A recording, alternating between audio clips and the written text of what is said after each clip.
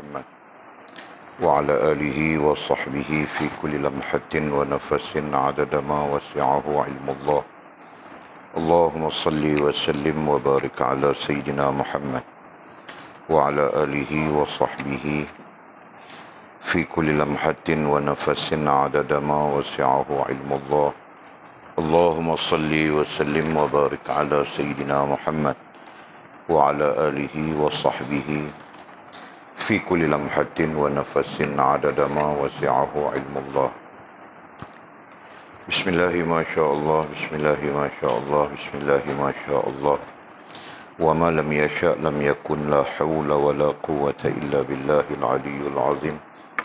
لا حول ولا قوة إلا بالله العلي العظيم. لا حول ولا قوة إلا بالله العلي العظيم.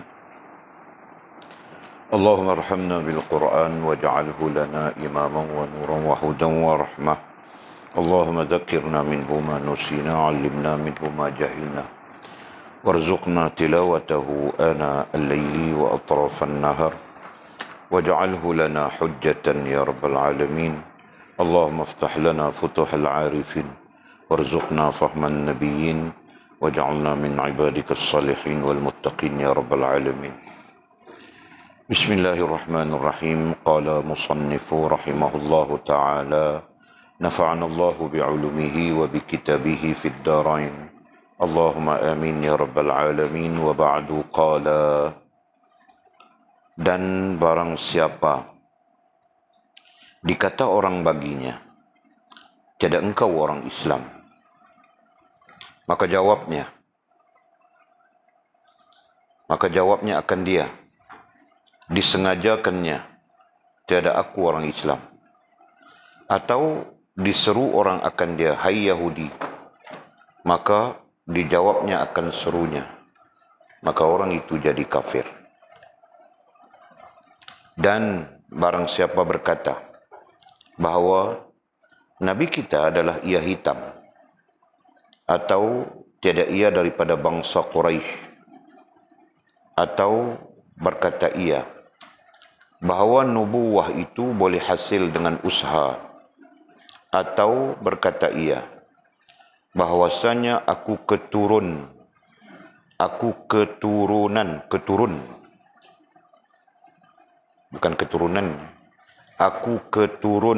wahyu daripada Allah Subhanahu wa taala, atau berkata ia bahwasanya aku telah masuk ke dalam syurga, maka aku makan buah-buahnya dan aku peluk akan anak bidadarinya, maka orang itu jadi kafir.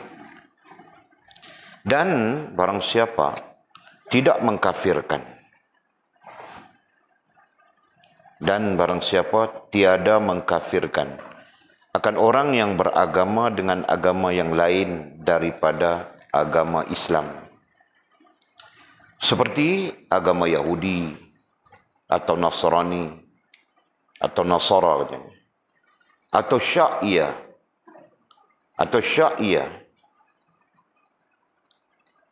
pada mengkafirkan mereka itu, atau disahkannya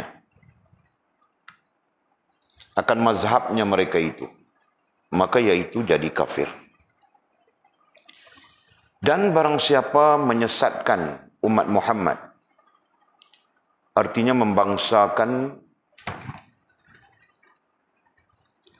membangsakan mereka itu kepada sesat, atau mengkafirkan ia akan segala sahabat Nabi, atau dinafikannya akan keadaan Al-Quran ini melemahkan akan segala kafir, atau dinafikannya akan Makkah atau Ka'bah atau Masjidil Haram, atau Syiah akan keadaannya, atau dikatanya tiada aku tahu yang dinamai Makkah itu Makkahkah atau lainnya, atau dinafikannya akan kejadian 7 langit dan bumi itu menunjukkan akan keadaan Allah Subhanahu wa taala, seperti dikatanya bahawa kejadian 7 langit dan bumi itu tiada menunjukkan akan keadaan Allah Subhanahu wa taala, maka orang itu jadi kafir. Kemudian kata musannif, dan barang siapa ingkari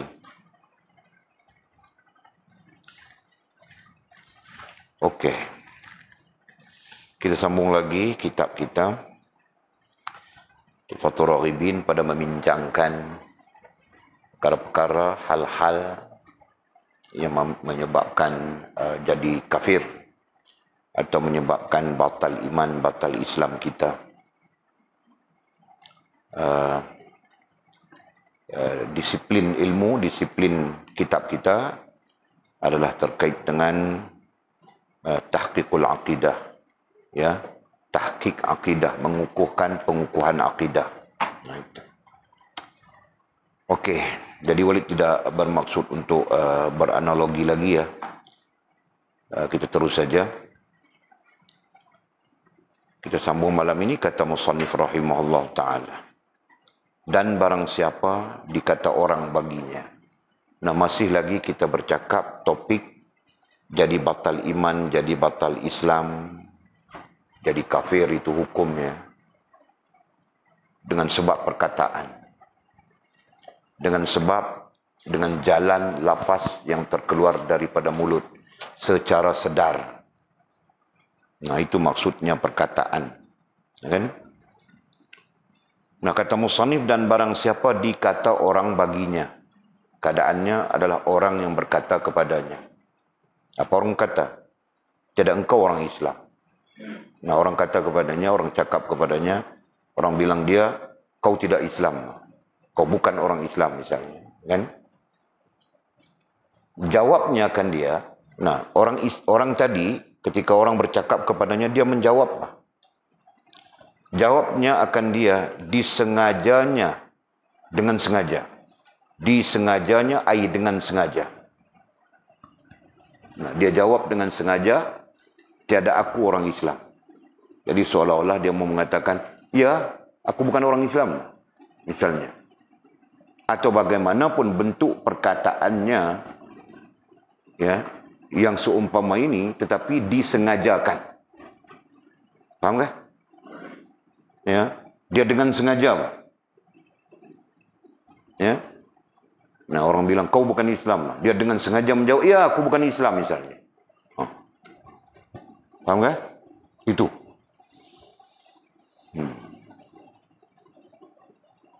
Nah, maka apa jadi? Jika begitu. Nah, ada jawaban sudah di bawah tahqiqnya ya. Maka orang itu jadi kafir. Orang mana yang jadi kafir? Orang yang menjawab itu. Orang yang mengatakan, ya, aku tidak Islam. Ya, aku bukan orang Islam. Dengan sengaja. Nah, ketika itu jadi kafir dia. Jadi batal imannya, jadi batal Islamnya. Jadi seharusnya bagaimana? Kau pertahankan, Mbak, aku orang Islam. Itu kan? Nah. Kau tidak Islam? Ya, aku tidak Islam. Nah, itu yang menyebabkan jadi kafir. Jika disengajakan. Itu kan?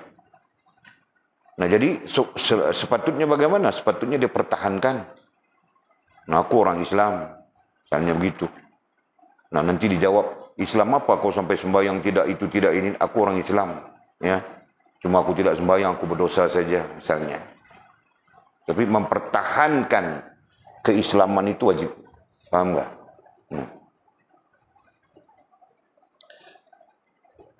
Atau, nah, sisi lain, atau diseru orang, diseru ai dipanggil. Diseru ai dipanggil. Diseru ai dipanggil orang akan dia. Orang panggil dia. Hai Yahudi. Kan? Orang panggil kepada seseorang, hai Yahudi. Maka dijawabnya akan serunya itu. Jadi dia menjawab seruan itu. Dia menjawab panggilan itu. Ya. Maka orang itu jadi kafir. Orang yang mana jadi kafir? Orang yang menjawab panggilan itu. Masya Allah. Faham kah? Jadi ada dua hal di sini. Dua hal besar di sini. Ya. Kalau mau cari kenapa, mengapa, dalam kitab-kitab besar memang dibincangkan. Ilatnya, dipanggil ilatnya. Alasan-alasannya. Kenapa? Ya. Jadi, yang pertama, kenapa? Ya. Kenapa ketika orang mengatakan kita tidak orang, kita bukan Islam, kan? Tiba-tiba kita dengan sengaja menjawab dengan sengaja yang menjawab, ya aku bukan orang Islam, padahal kita orang Islam. Nah, ini menyebabkan jadi kafir. Nah, para ulama menjawab, pada ketika itu mati dia, meninggal dia. Sedang orang yang mendengar di kelilingnya mendengarnya bahwa dia bukan orang Islam. Nah, apa yang akan berlaku? Paham nggak? Paham ya? Paham cerita itu? Nah, datang satu orang, panggil, cakap kita bukan Islam. Nah, kita dengan sengaja ya mengakui. Ada orang dengar di keliling kita itu. Nah, ketika mereka mendengarnya, berarti mereka menyaksikannya, paham nggak? Nah, tiba-tiba kita pusing-pusing belakang, dilanggar kereta, mati di situ. Nah, sekarang macam mana? Mau buat macam mana?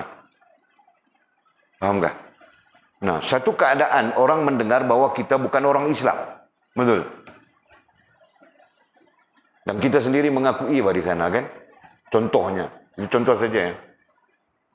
Nah, berarti nanti perjalanan kita bermula dari situ secara kafir saja. Nah, kerana itu, para ulama mentahqiqkan bahwa hal itu boleh menyebabkan jadi kafir. Jelas ya? Nah, jadi kita mau macam mana? Nah, secara ilmu, kita perlu menyatakan, kenapa kau panggil aku bukan Islam, aku orang Islam, misalnya. Perlu menyatakan dan mempertahankan. Jelas ya? Karena Islam berdiri di kalangan masyarakat dengan isytihar. Paham nggak? Ya, Islam berdiri secara individu dengan beriman. Tapi Islam berdiri secara musyarakah dengan isytihar.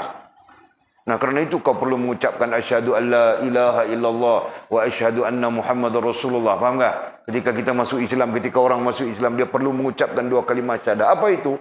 Antaranya adalah isytihar. Faham tak? Nah, baru dia boleh tegak di tengah masyarakat. Jelas Mizi? Nah, begitu juga dalam keadaan bila dikatakan kepada kita, kau bukan orang Islam. Nah, kita perlu menegakkan seperti mana kita mengisytiharkan keislaman kita. Faham tak? Nah, begitu kaedahnya. Nah, ketika kita menafikan atau ketika kita sengaja meletakkan, mengakui, dia panggil kita, hai, kau bukan orang Islam, kita sengaja mengakuinya, nah itu berarti kita mematikan isytihar. Masya Allah. Nah, itu sebabnya. Ya, para ulama dalam konteks fatwa dan tahqiq mengatakan orang yang begitu boleh menyebabkan jadi kafir juga dia. Jelas ya? Nah, di satu sisi pandang lain adalah kita wajib mempertahankan keislaman kita. Ya, wajib. Oke. Terus yang kedua, ilat yang kedua, apabila diseru, dipanggil orang akan dia, hai Yahudi. Nah, orang panggil seseorang Yahudi. Nah, dia tidak boleh menjawab serunya itu, tidak boleh menjawab panggilannya itu. Kenapa? Karena dia bukan Yahudi. Kalaupun dia mau menjawab, nah jawapannya itu tidak apa ya?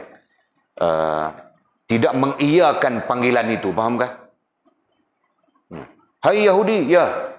Nah, berarti kau mengiyakan panggilan Yahudi ke atas dirimu, paham tak? Nah, jadi kalau dia menjawab yang bukan mengiyakan panggilan itu. Nah, nanti timbul, macam mana contohnya? Kau mau ini kah? Itu contohnya. Paham tak? Nah, itu jawapan yang tidak mengiyakan panggilan itu. Paham ya? Nah, itu contoh. Boleh contohkan saja ya. Nanti kau pergi tunjuk itu pula, gaduh pula nanti. Itu contoh saja. Kan? Bahkan pendapat ulama lebih baik as-sukut, lebih baik kita diam. Kan? Nah, itu pendapat para ulama. Jadi ketika dia panggil kita Yahudi, kita diam saja. Kan? Mungkin ketika itu kita marah. Kan? Nah, jika kita marah, jangan kita menyahut mengiyakan itu. Jelas ya? Jangan kita menjawab mengiyakan panggilannya, mengiyakan seruannya, jangan. Walaupun kita marah. Paham Jul? Nah, itu yang boleh contohkan tadi. Mau buat macam mana? Menjawab. Tidak mengiyakan panggilan itu, kau tunjuk dia penumbuk. Kau mau ini kah? Nah, itu berarti bukan jawab ya. Betul Jul? Paham tak? Nah, kalau perempuan macam mana? Kamu ini kah?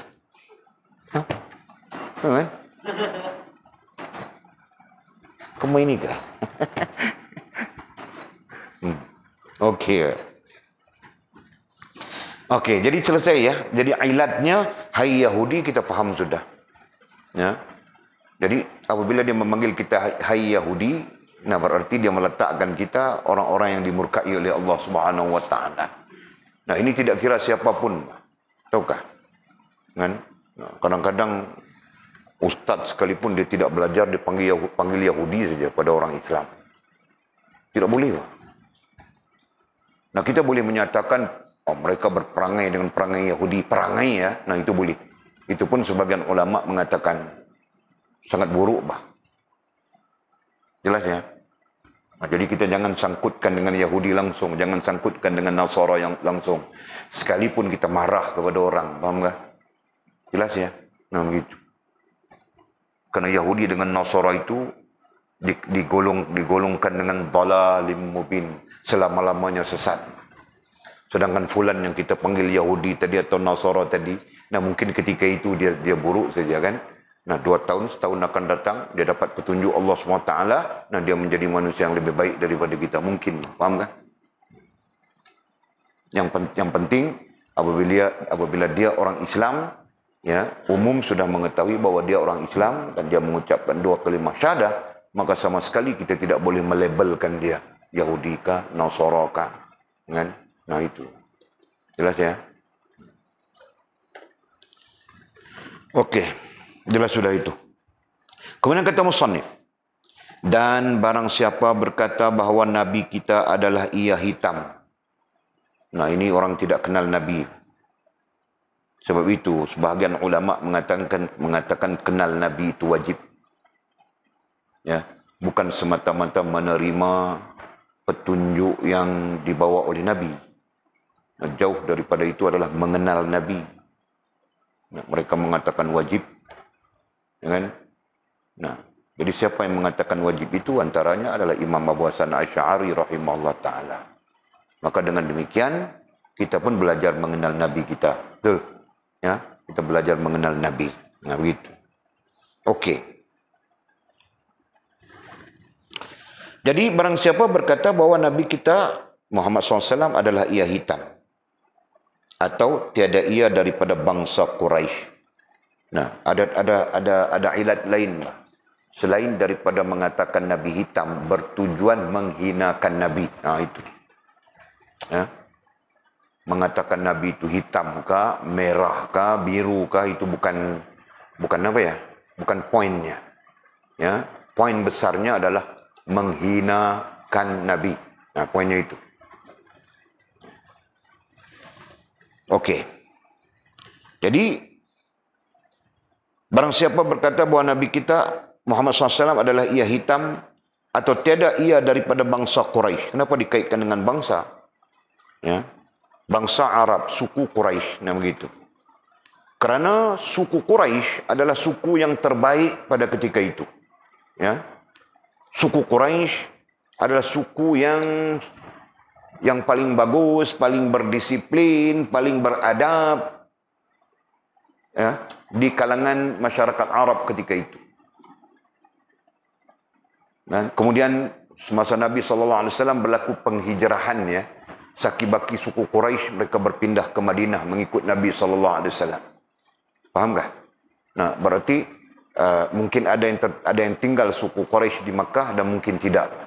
Kebanyakannya berhijrah selepas hijrahnya Nabi SAW ke Madinah. Nah, sebab itu antara lain watak karakter peribadi orang Madinah jauh berbeza dengan watak karakter peribadi orang Makkah. Nah, itu berdasarkan kepada fakta kajiannya. Orang Madinah itu lemah lembut dia. Sekarang-sekarang pun jika kita pergi umrah kah, haji kah, kita bercakap dengan orang-orang di Madinah, orang-orang orang-orang Arab betul Madinah.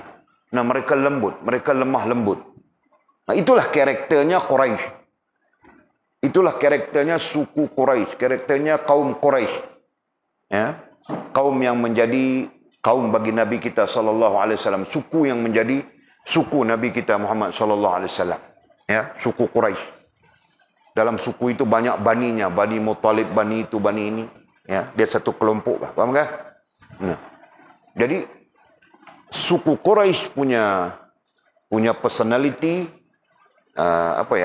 ada pada ahli Madinah sekarang. Bukan sekarang, dari dulu sampai sekarang. Nah itu. Jadi kalau kau sembang dengan Arab-Arab Makkah itu penuh sombong saja. Tapi kau sembang dengan Arab-Arab Madinah penuh kelembutan. Faham tak? Nah itu. Jadi apa yang kita mau cakap di sini, ialah khitab, keputusan bahawa bangsa Nabi adalah Quraisy, suku Nabi adalah Quraisy. Atas nama lemah lembut, adab yang bagus, ada atas nama itu. Faham tak?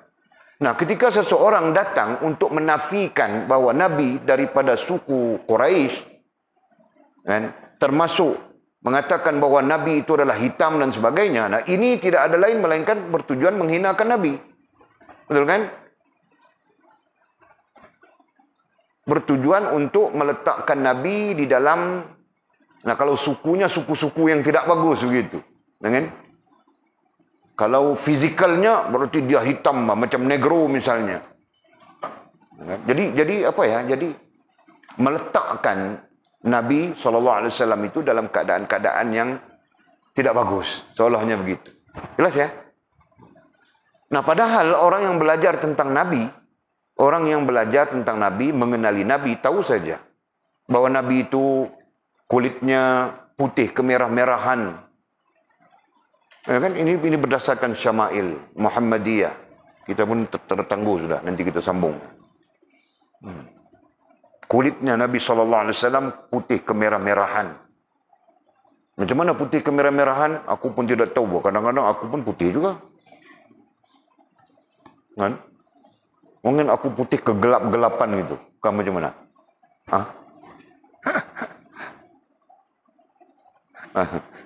Jadi itu subjektif kan? Subjektif mah. Berdasarkan kita punya andaian. Betul kan?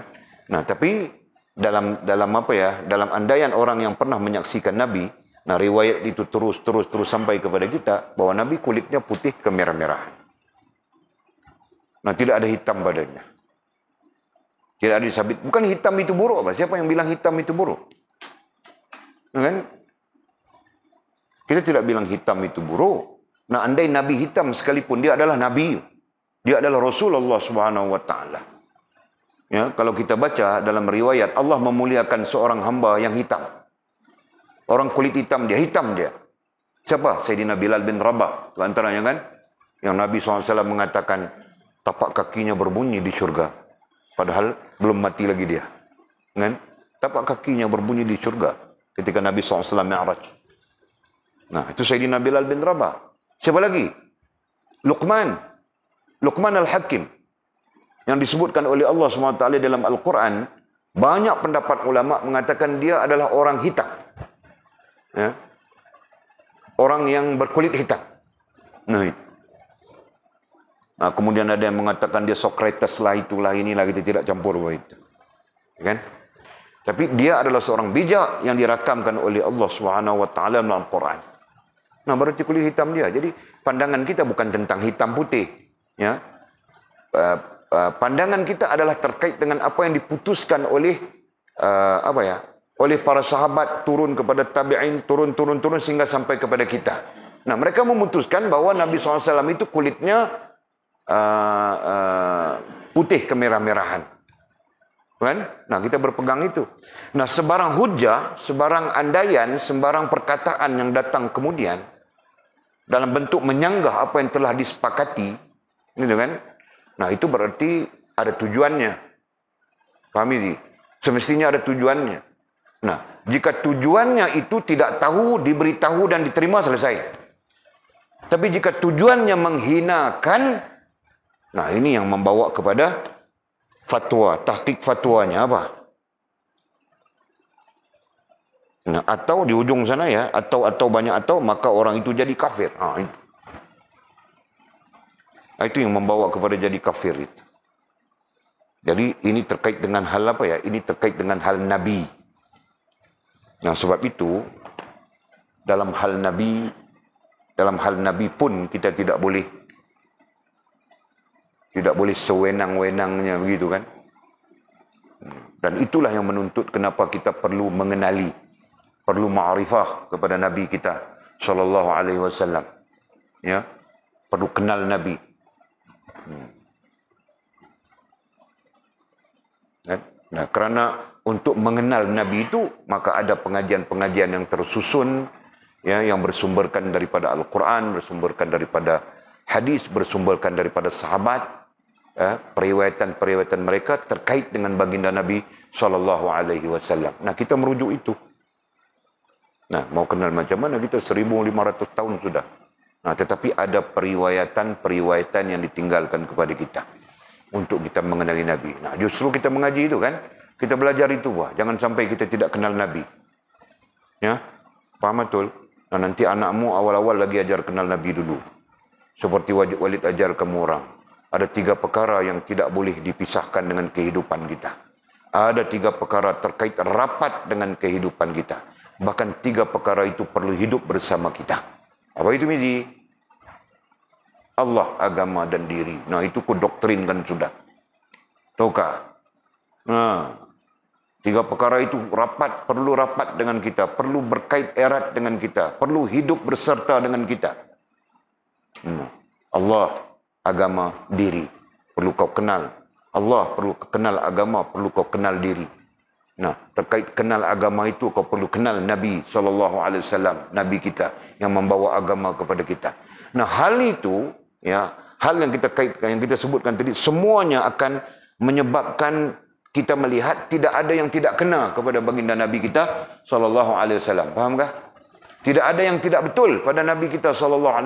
Tidak ada yang tidak benar pada Nabi kita SAW. Nah, kerana itu para ulama sepakat. Nah, ini bukan kesepakatan kita, ya. Sepakat para ulama. Dan itu disebut sebagai ijma'. Ya. Nah, ijma' para ulama bahawa Nabi kita begini, begini, begini. Nah, kita perlu pegang yang telah diijma'kan itu. Jelas ya, Mizi? Oh. Jadi jangan kita pandai-pandai mau cakap dia bukan Quraisy. Dia adalah Quraisy, suku Quraisy. Kenapa Quraisy, kenapa tidak yang lain? Nah, takdirnya suku Quraisy itu adalah suku yang terbaik.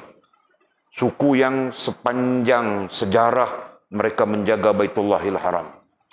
Ya, Bani Hashim, Bani Muttalib. Nah, mereka lah yang menjaga Baitullahil Haram.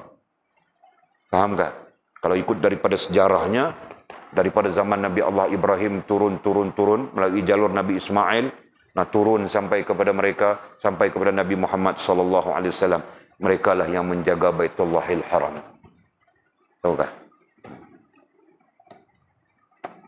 Jadi kita senang-senang saja mau bilang dia bukan, dia suku lain, bukan Quraisy. Mana boleh? Nah, ini menuntut kita belajar. Apa bezanya suku Quraisy dengan suku-suku yang lain? Ya, nah kita perlu belajar apa itu sedikit sebanyak tentang Nabi. Nah, seperti Walid sebut sudah tadi, suku Quraisy ini penuh kelembutan. Macam Walid juga lembutnya. Ya.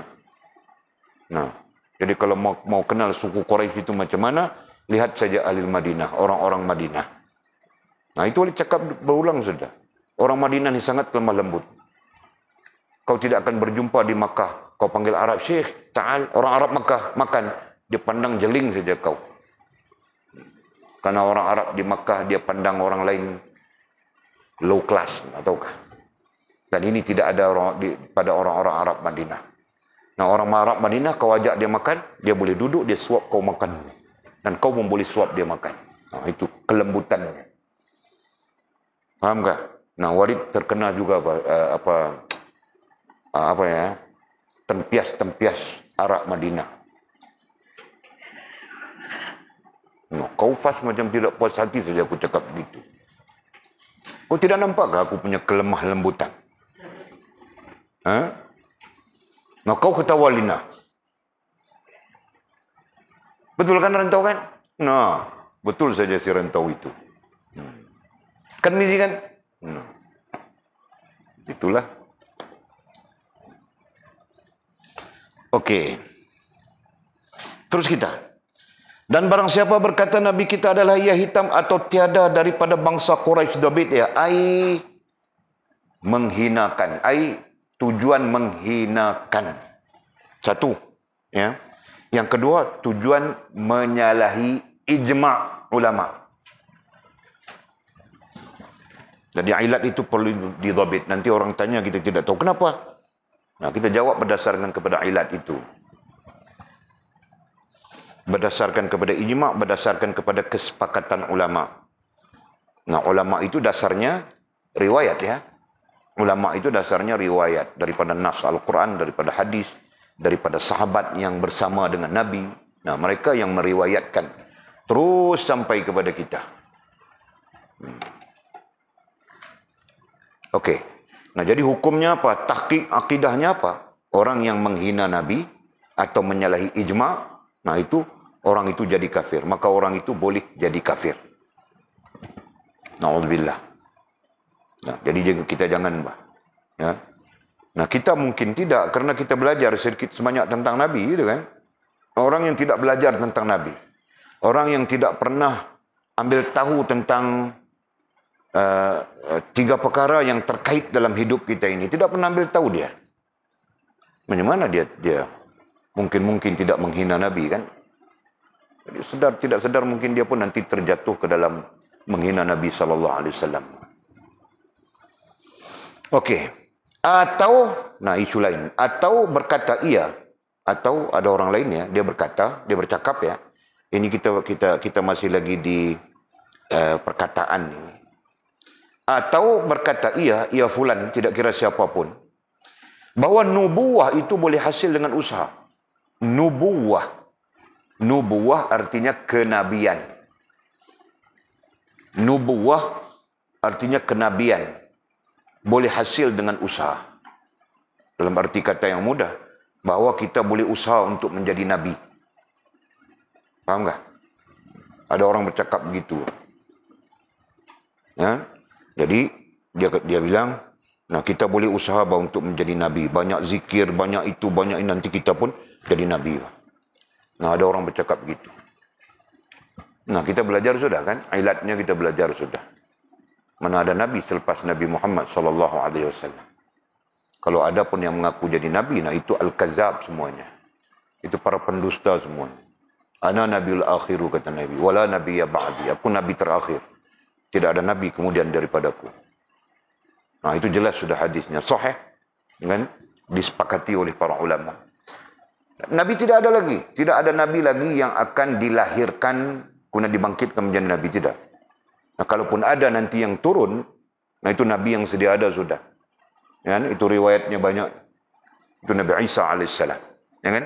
Nah, bukan kelahiran baru, tapi diturunkan. Ya. Setelah Allah SWT menangguhkan dia. Ya kan? Nah, jadi kesimpulannya itu tentang nabi ya. Nah, adapun tentang kenabian, apakah itu boleh terhasil? Nah, kita belajar apa yang diajar oleh ahli sunnah kepada kita. Kita belajar sudah bahwa makam terakhir umat Muhammad SAW adalah siddiqin saja, betul. Ya, nah tidak akan sampai nubuah, tidak akan sampai anbiya. Nah, apabila tidak sampai kepada anbiya, berarti tidak sampai kepada nubuah. Tidak akan terhasil nubuah sama sekali. Jelas ini? Nah, jadi kita sampai di mana? Paling terakhir kita siddiqin saja. Ya kan? Dan anugerah kemuliaan daripada Allah Subhanahu wa taala pada orang-orang yang berada di makam siddiqin bukan nubuah, karamah saja. Ya kan? Nubuah terkait dengan mukjizat. Betul. Nah, itu kita belajar sudah semua orang. Kaitkan saja ya. Jangan terlalu mangut sampai tidak tahu mau kait. Ini sekarang tidak mangut lagi kan? No. Sekarang tidak mangut lagi bilang Mizi. Okey, Pak. Okey. Jadi kesimpulannya, nubuah itu tidak boleh dihasilkan dengan usaha. Nah, ini berarti setara mana pun kau, sehebat mana pun kau, secanggih mana pun kau, sungguh-sungguh macam mana pun kau, tidak akan sampai kepada nubuah. Tidak sampai kepada nubuah berarti tidak sampai kepada kenabian. Nah, itu. Ada kalanya nubuah ditafsirkan dengan mukjizat. Orang yang menafsirkan nubuah dengan mukjizat adalah Imam Abu Hanifah rahimahullah ta'ala. Sedang ulama-ulama yang lain tidak menafsirkannya. Okey. Nah, bercakap begitu ya. Ada orang bercakap begitu ya.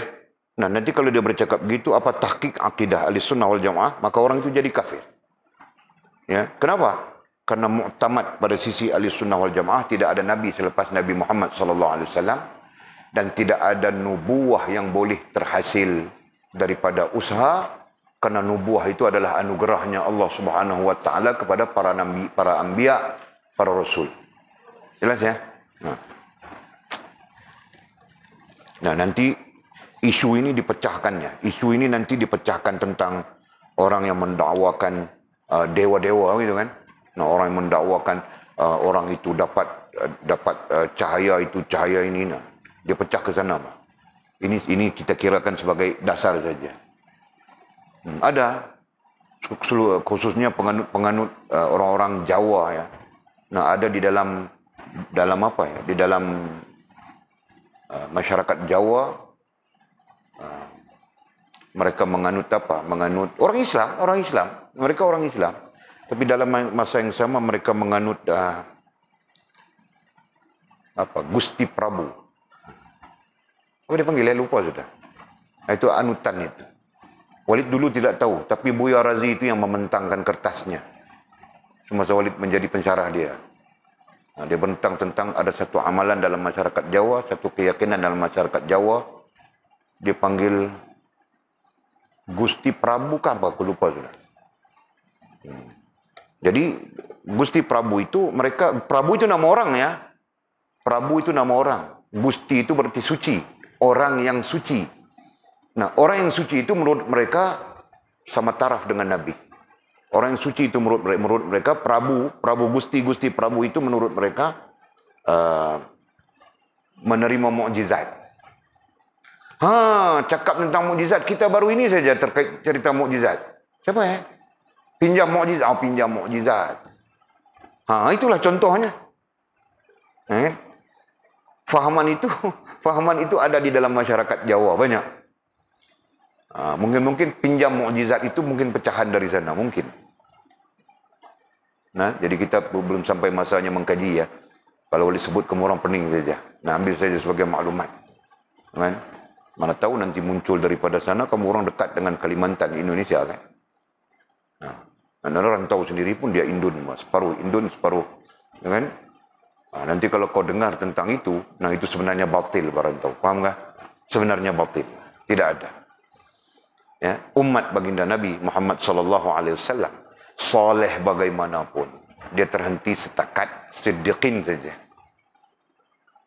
muktamad saja, ya, tidak akan. Nah, apalagi nubuah, apalagi mukjizat, nah itu semua mengarut saja. Mukjizat. Orang Jawa itu dia panggil apa? Mukjizat ya.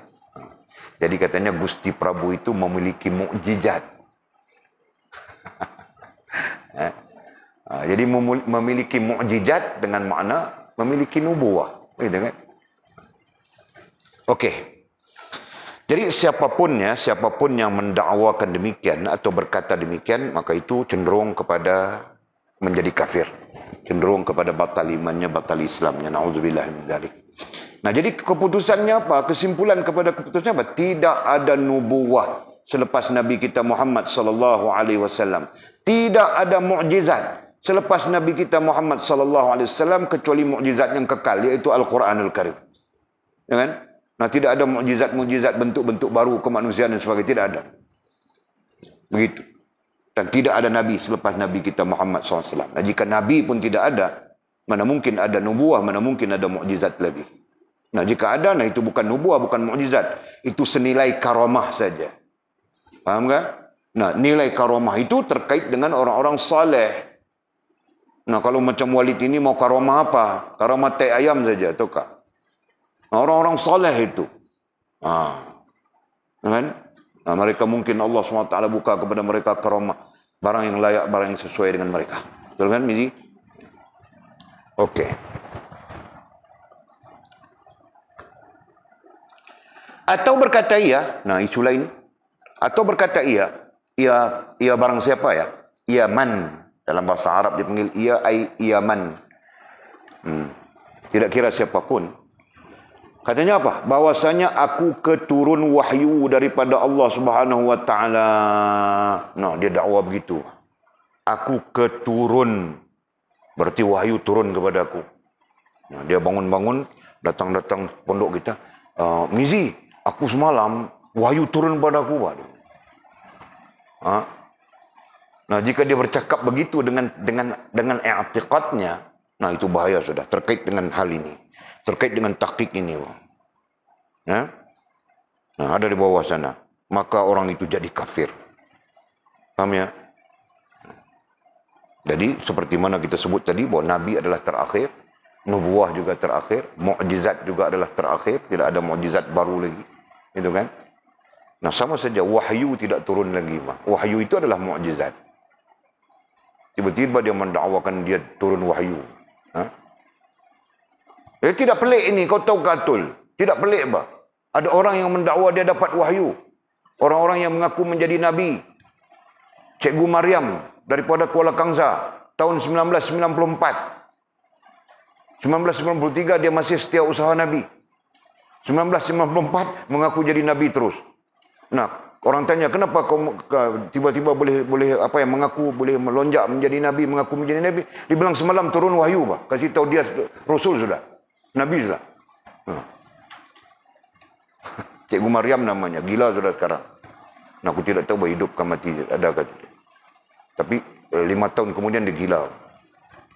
Nah, ketika dia gila, apa pengikut-pengikutnya bilang Allah SWT mengangkat akalnya berada di syurga. Nah, anak murid pun gila juga. Tahu kan? Yang mengikutnya pun gila juga. Nah, begitu juga yang mengaku jadi Nabi, kemudian jadi Rasul, kemudian Rasul Kahar lah, Rasul apalah, mengaku kemudian itu kan. Nah, semuanya mereka mendakwakan diturun wahyu. Turun wahyu kepada mereka. Kan? Nah, jadi mengarut. Ya. Itu adalah perkara yang mengarut. Dan siapa yang keluar dari mulutnya perkataan seperti itu, ya, dengan sedar, maka itu boleh membawa kepada jadi kafir, jadi batal iman, jadi batal Islamnya. Allah na'udzubillah. Nah, atau berkata ia, lagi isu lain. Ini banyak isu dalam satu paragraf ini. Bahwasanya aku telah masuk ke syurga, katanya. Dia keluar-keluar cakap, bangun-bangun tidur, subuh pun tidak solat, tiba-tiba dia bilang, aku telah masuk ke syurga. Bila? Semalam. Maka aku makan buah-buahnya dan aku peluk akan anak bidadarinya. Dia bilang, jangan. Dia masuk dalam syurga, dia bilang, dia makan buah-buah syurga, dia peluk anak bidadari, dicium-ciumnya anak-anak bidadari yang comel-comel dan cantik-cantik itu misalnya. Dia bercakap begitu. Adakah orang bercakap begitu? Nah, mungkin ada kan? Nah, tambah dunia mau kiamat ini, mungkin saja orang bercakap, banyak yang bercakap begitu. Karena manusia semakin menjelang kiamat, mau gila dah semua orang, tahu kan? Otak sudah rosak habis.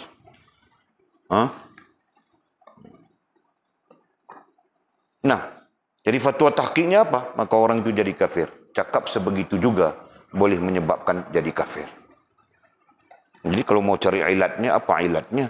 Sedangkan dia bercakap, dia mengatakan dia masuk ke dalam syurga saja, makan buah-buah syurga, peluk-peluk anak bidadari saja.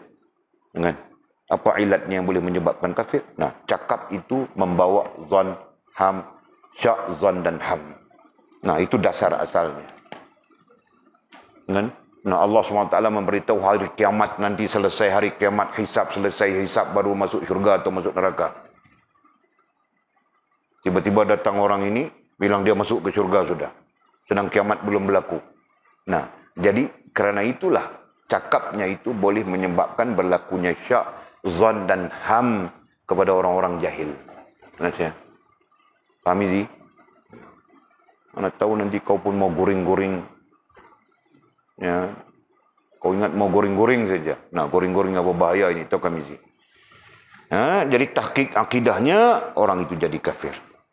Nah, jadi perkara-perkara yang kita sebutkan dalam paragraf atas jangan ada pada kita. Nah, tentang Nabi, nah kita belajar supaya kenal Nabi. Termasuk hal-hal nubuah itu. Kan? Nah, lebih baik kita belajar sampai kita kenal, sampai kita tahu. Nah, ini nanti menyelamatkan kita daripada takwil-takwil yang salah. Ya, takwil-takwil yang salah bukan saja salah, bahkan boleh menyebabkan iman, Islam, ihsan kita rusak, binasa. Allah, ya Allah. Kemudian kata musannif, dan barang siapa tiada mengkafirkan. Nah, ini satu hal lagi.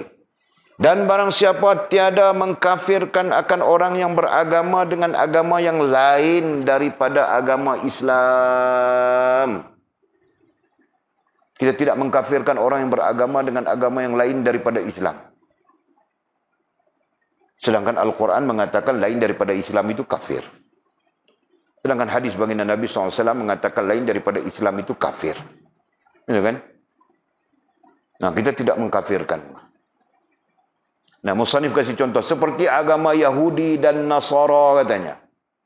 Agama Yahudi dan Nasara. Nah, itu khitab daripada Al-Quran. Yahudi, Nasara, Majusi.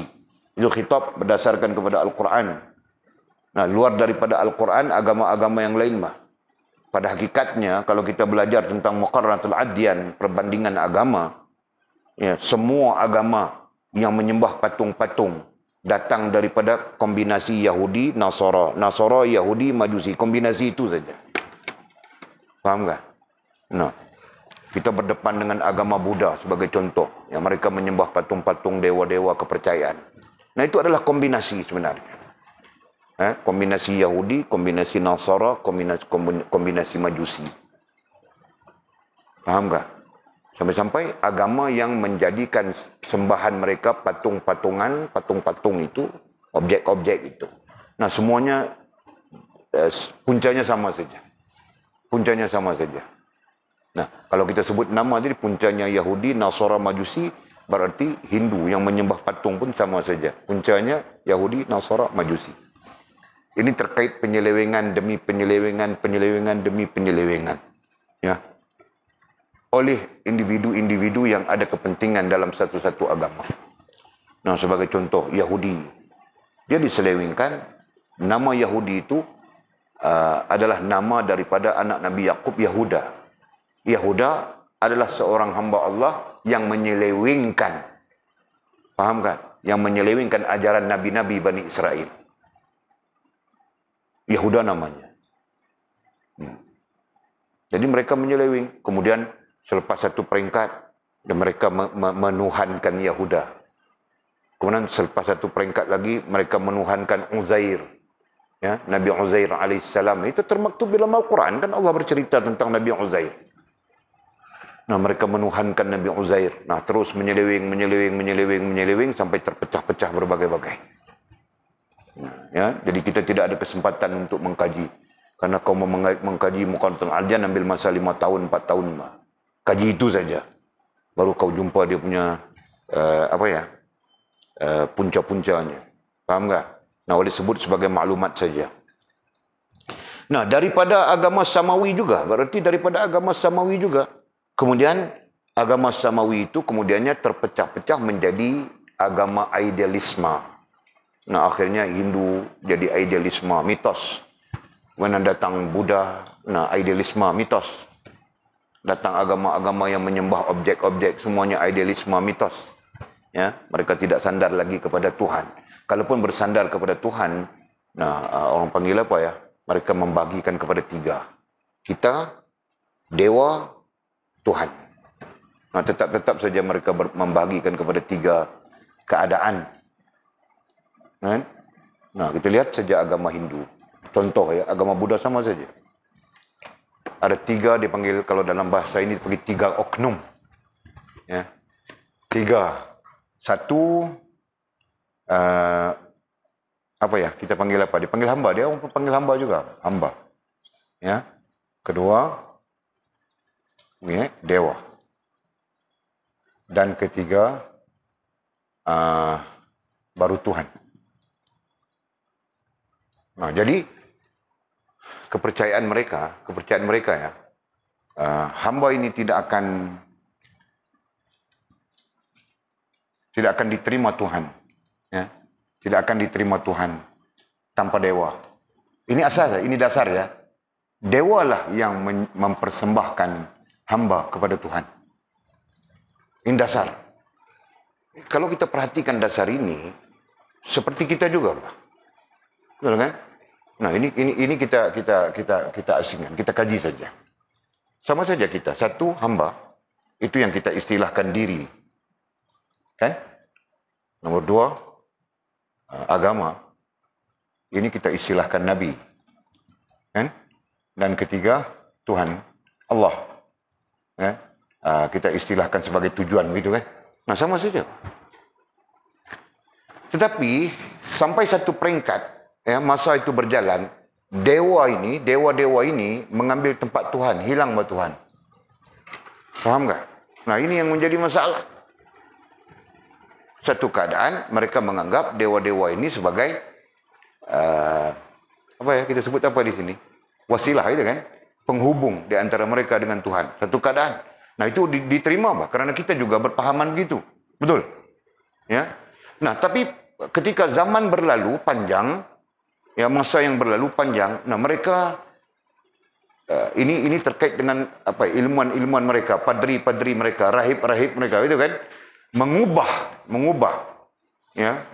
keyakinan, mengubah fahaman. Nah, mereka menukarkan bahawa hubungan itu antara hamba dengan dewa saja, tidak perlu kepada Tuhan. Mereka menafikan Tuhan. Nah, akhirnya umat kemudian menganggap dewa itu adalah Tuhan. Nah, barulah muncul ketika itu dewa Zeus, Tuhan Zeus. Kan? Mula dewa Zeus saja. Dewa itu, dewa ini, dewa itu. Nah, akhirnya dewa itu bertukar menjadi Tuhan, Tuhan itu, Tuhan itu. Ah, itulah yang terjadi. Enggak. Nah, itu Walid cerita sikit saja. Kalau mau belajar, dalam kepala Walid buat semua itu. Okey? Terus. Baik.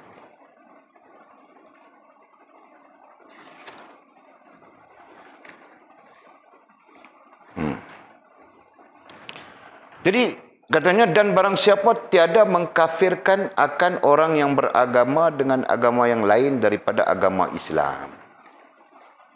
Nah, katanya seperti Yahudi, Nasara. Dan yang berkembang di bawah Yahudi dan Nasara itu. Ya. Jangan Yahudi, Nasara saja, tambah lagi satu, Majusi.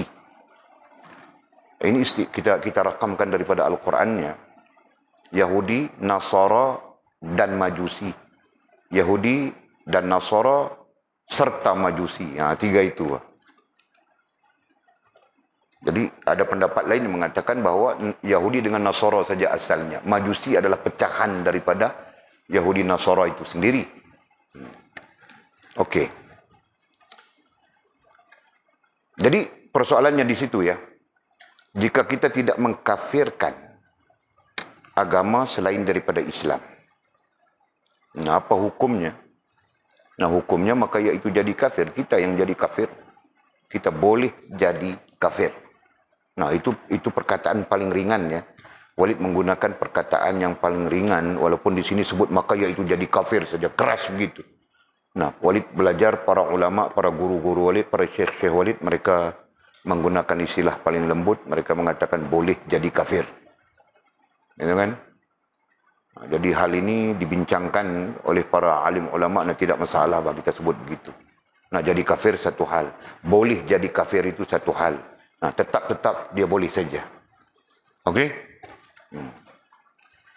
Jadi kenapa tidak boleh kita kenapa dalam akidah kita, tahqiq akidah kita Ahlussunnah wal Jamaah, tidak boleh untuk tidak mengkafirkan agama yang lain daripada Islam? Nah, jawabnya kerana Allah SWT mengkafirkan agama yang lain daripada Islam. Baginda Nabi SAW mengkafirkan agama yang lain daripada Islam. Nah, itu bunyinya kasar, Pak. Kasar itu ukuran akal kita. Ya kan? Nah, sebut jadi kafir saja memang kasar, Pak. Sama saja sebut jadi jahil, kasar, Pak, kan? Jadi bodoh, Pak. Bunyi lembut sikit, kan? Padahal bodoh dengan jahil itu sama saja. Betul, kan? Nah, itu apa ya? Itu terkait dengan bagaimana kita menanggap pemaknaan sesuatu istilah. Kadang-kadang istilah itu lembut saja, tapi ditanggap sebagai kasar. Betul, kan? Macam Walid cakap, lembut saja, Pak. Nah, kamu orang yang tanggap macam kasar, last sekali semua orang marah-marah saja, Walid. Ya kan? Semua orang marah-marah kujul. Akhirnya aku hidup sebatang kara, Pak. Pergi sana duduk sorang-sorang. Kan? Naik motor keluar sorang-sorang. Sebatang kara, Pak, aku. Kasihan kan? Nah, aku bilang kasihan saja, Mizi bilang, choice, kasihan apa? Dia tidak setuju saja. Hah? Apa? Tiada. Okey. Atau syaiyah, nah selanjutnya, atau syaiyah pada mengkafirkan mereka itu. Atau syak. Nah, syak ini merujuk kepada makna tidak yakin, gitu kan? Tidak yakin dengan apa ya? Tidak yakin dengan kekafiran mereka itu. Berarti tidak yakin bahwa Yahudi itu adalah kafir. Tidak yakin bahwa Nasara itu adalah kafir. Tidak yakin ya agama selain daripada Islam itu adalah kafir. Tidak yakin. Nah, ini kadang-kadang desas-desus perkataan kita ada dengar juga, Pak. Kadang-kadang kita dengar juga, Pak. Ada orang yang berpandangan, oh jangan kita bilang Hindu itu kafir, Buddha itu kafir, Kristen itu kafir. Jangan, Pak. Nanti kalau dia masuk Islam. Ini cerita dia masuk Islam, cerita dia masuk Islam. Cerita dia tidak Islam. Kau mau bilang apa? Kau mau cakap apa? Nah, itu hal yang perlu. Jangan? Nah, tak perlu cakap apa, diam saja, Pak. Sekalipun diam saja. Nah, di apa? Di rohaniahmu, di akidahmu. Gitu. Perlu ada satu khitab, perlu ada satu keputusan terhadap mereka. Faham kan? Nah, kalau kau tidak ada keputusan terhadap Yahudi, Nasara, Majusi, terhadap kekafiran mereka atau apa, nah berarti kau tidak yakin dengan Islam itu sendiri. Itu hakikatnya. Jelas ya? Nah, ketika kau tidak yakin dengan Islam, Walid ajar sudah doktrinnya. Iman, Islam, ihsan berdiri dengan yakin, betul? Nah, ketika kau tidak yakin dengan iman, kau tidak beriman. Ketika kau tidak yakin dengan Islam, kau tidak Islam. Ketika kau tidak yakin dengan ihsan, kau tidak ihsan, betul? Nah. Jadi itu dasar muktamadnya begitu. Nah, sampai di sini kita berjumpa dengan hujjah. Tidak berani mengatakan Yahudi itu kafir. Tidak berani mengatakan Nasara itu kafir. Tidak berani, bukan tidak berani isunya di sini. Syak isunya di sini. Bukan tidak berani, Pak. Dia syak. Berarti dia tidak yakin. Ya, syak, zon, ham itu dalam satu komponen. Menafikan yakin. Gitu kan? Nah, kita belajar sudah Mizi. Kau jangan bilang aku tidak mengajar, Pak. Nanti di depan Allah kau dakwah begitu, aku tahu mau buat kau macam mana. Jadi kau mau dakwah pada depan Allah. Walid mengajar sudah. Nah, betul, Pak. Alhamdulillah. Lega aku dengar. Ha? Aku takut juga, Pak, milih sabotaj, tahu tak? Oh. Mana tahu? Dendam saja dia, sabotaj, Pak. Okey. Atau syaiyah pada mengkafirkan mereka itu. Syaiyah pada mengkafirkan mereka itu, ai tidak yakin ya. Dhabit syak ai tidak yakin. Nah, begitu mudah. Sebab berdasarkan kepada pengajian kita asasul usul. Ya. Untuk mendirikan yakin perlu menolak syak, zan dan ham. Ya.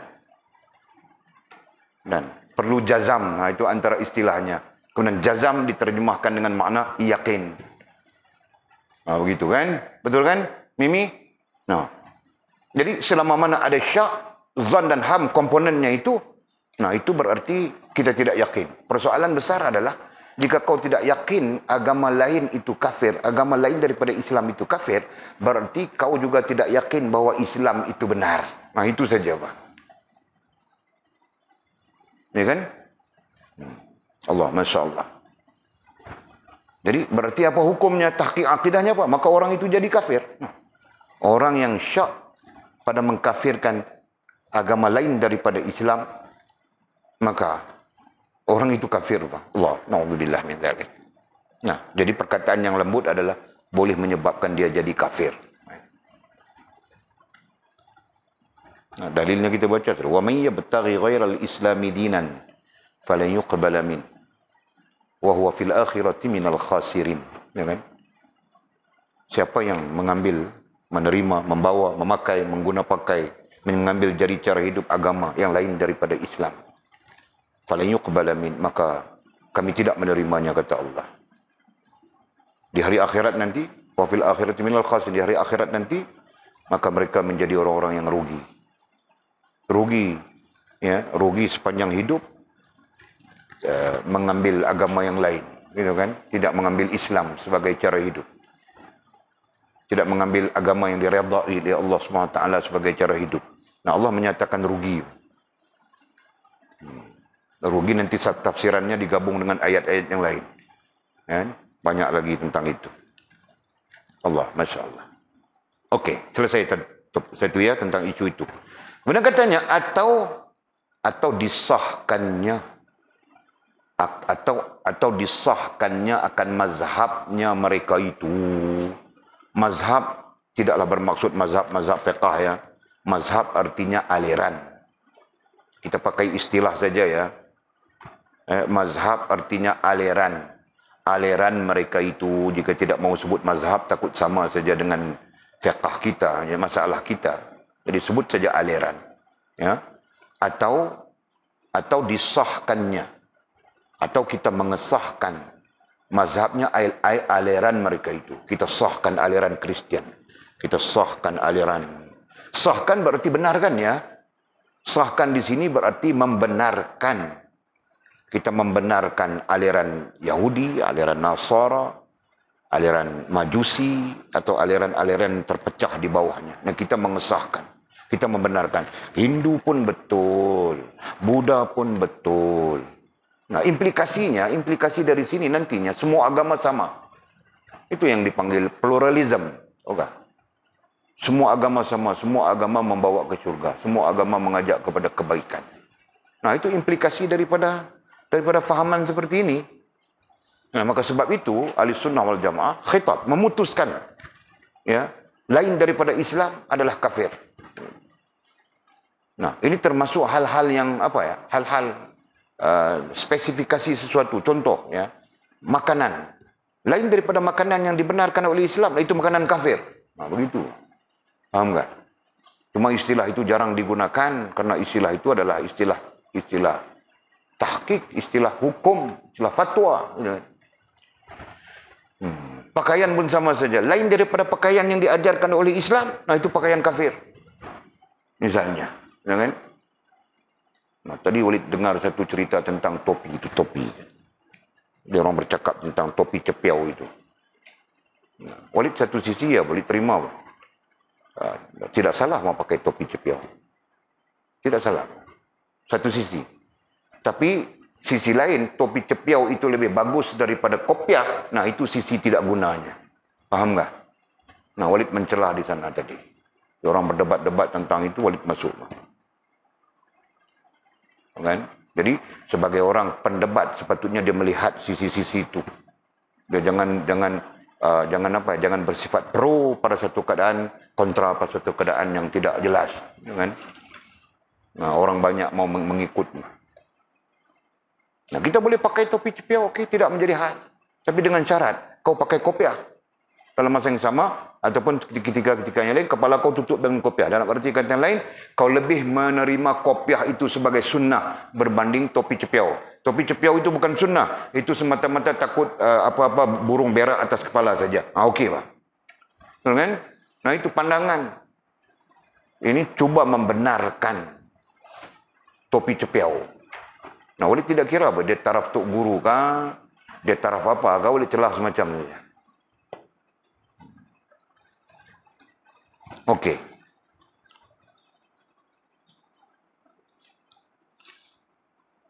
Mana tadi? Atau disahkannya akan mazhab aliran mereka itu. Nah, jangan ya. Jangan. Nanti kita pulang ke Sabah sana, mana tahu kan? Kita menjadi orang-orang yang cuba untuk menyatukan Kristian, Islam. Nah, kita boleh menyatukan atas nama budaya, tapi tetap tidak boleh menyatu atas nama agama. Paham tak? Itu. Jadi berhati-hatilah. Nah, mungkin kita orang Islam, kita mungkin tidak ada hal tentang ini. Tapi kita lebih bimbang macam berlaku di Indonesia, tahukah? Orangnya Islam tapi agamanya Kristian. Orangnya Islam tapi agamanya Hindu. Orang namanya Islam, namanya, kan? Tapi agamanya Hindu. Namanya Islam tapi agamanya Buddha. Namanya Islam tapi agamanya Kristian. Nah, mereka ini bergerak cergas di Indonesia untuk mewujudkan satu kesatuan pluralisme itu. Tahukah? Nah, mereka mempromosikan pluralisme. Agama ini sama saja. Semua agama mengajak kepada kebaikan. Nah, mereka sampai-sampai menuntut supaya Kebebasan beragama berarti kalau Mizi nanti anakmu ada, kau menikah dengan seorang gadis Indonesia, cewek Indonesia, kau menikah. Nah nanti anakmu di Indonesia kalau dia mau pilih Kristian, kau tidak boleh halang. Begitu kan? Nah anakmu katakan, contoh saja Mizi ya, kau jangan takut ya, aku bukan bersumpah itu, aku cakap contoh saja. Okey. Mizi ada anak 5 orang. Seorang mau jadi Kristian, seorang mau jadi Hindu, seorang mau jadi Buddha, seorang mau jadi Yahudi, seorang mau jadi apa. Misalnya, nah terserahlah. Nah mereka menuntut itu. Atas alasan semua agama sama. Semua agama mengajak kepada kebaikan. Nampak tak? Jelas ya? Nah jadi kita faham sudah. Ini kita jelas sudah fakta-fakta ini. Mudah-mudahan ini menjadi tahqiq kepada kita. Selamanya tidak mungkin sama. Islam adalah Islam. Jangan sampai-sampai Islam menolak sekular, Islam menolak liberal, Islam menolak plural, Islam menolak pragmatis. Nah, sampai-sampai begitu. Islam adalah Islam. Jelas ya?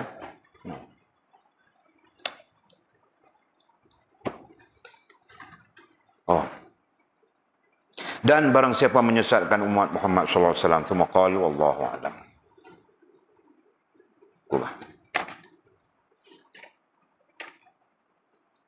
Oh, panjang lagi kita ni. Dan barang siapa, dan barang siapa, dan barang siapa. Banyak lagi. Oh, lepas ini kita akan sampai. Perhatikan ya, kalau kamu orang mau baca dulu ya. Muka surat 26, nah kita mula mengkaji kaum-kaum. Muka surat 26. 26 yang Rumi, yang ini. Oh, yang kamu orang itu walaupun tidak tahu. Kita mula mengkaji kaum 6 kaum yang kita sebutkan itu. Satu persatu bagi kita akan kaji nanti. Dari situ kita akan lihat sekular di mana, plural di mana, pragmatis di mana, dengan liberal di mana. Okey, kemudian kata musannif wallahu a'lam. Ada pertanyaan kah? Saja berhenti awal malam ini. Malam Jumaat kita berhenti awal. Malam Jumaat kan? Malam Sabtu sudah. Malam Sabtu kita berhenti awal. Kita mau meraihkan Mizi. Mau meraihkan Yusri, dia mengantuk saja. Mengaji pagi dia mengantuk. Mengaji malam pun dia mengantuk. Kau mengaji pondok Ustaz Mahir tidur jam berapa? 11 malam baru tidur. No, kau bukan 11 bah. Kami datang saja kau tidur sudah. Ghaib dunia, ghaib sudah. No, pagi-pagi. Mana boleh begitu bah mengaji. Ustaz Ismail tidak marah kah kau menguap-menguap ketika mengaji? Tidak marah? Oh bagus bah dia. Kau kena sambung belajar di situ. Nah, Walid tidak boleh bah orang menguap-menguap. Tahukah? 3 kali aku nampak saja kau mampus. Kan? Okey. Ada pertanyaan kah? Kau ada pertanyaan kah, Fas? Kau tu mau pulang sudah. Ada pertanyaan kah? Tiada. Nah, kau bila-bila pun tiada. Fas ini dia bila-bila pun tiada pertanyaan. Dia sangat pandai, Pak. Boleh cakap perut masuk kepala terus. Cuma masalah satu saja. Masuk kepala, keluar sini, Pak. Itu kita problem mau buat macam mana? Kau balik bincang dengan ayah kau, Yusri. Mau buat macam mana sifat ini? Masuk kepala, keluar kut telinga.